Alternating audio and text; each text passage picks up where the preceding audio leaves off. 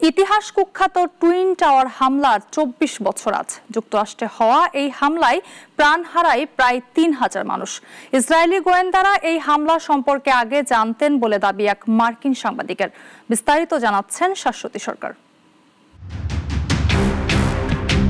৪টি যাত্রীবাহী প্লেন ছিনতাই করে ২০১১ সালের ১১ সেপ্টেম্বর নিউ ইয়র্কের ২ আকাশচুম্বী ভবনে হামলা করে এক সন্ত্রাসী দল। গোটা বিশ্বকেই চমকে দিয়েছিল ঘটনাটি।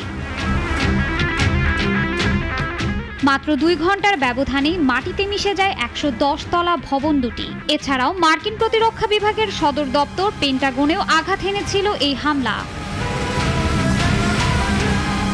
শতাব্দীর সবচেয়ে ভয়াবহ এই হামলায় প্রাণ হারান ৩,০০০ মানুষ, যার মধ্যে ৭ বাংলাদেশীও ছিলেন।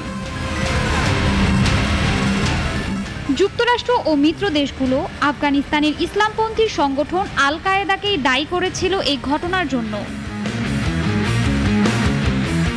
২ যুগ পর হামলা নিয়ে এক বিস্ফোরক তথ্য সবার সামনে এনেছেন মার্কিন সাংবাদিক টাকার কার্লসন। তার দাবি, ৯/১১ এই হামলা সম্পর্কে আগে থেকেই জানত ইসরায়েল। এক প্রামাণ্যচিত্র সিরিজে এই ঘটনাসহ দীর্ঘদিন ধরে চাপা থাকা আরও তথ্য সবার সামনে আনবেন বলে জানান তিনি। শাশ্বতী সরকার, নাগরিক।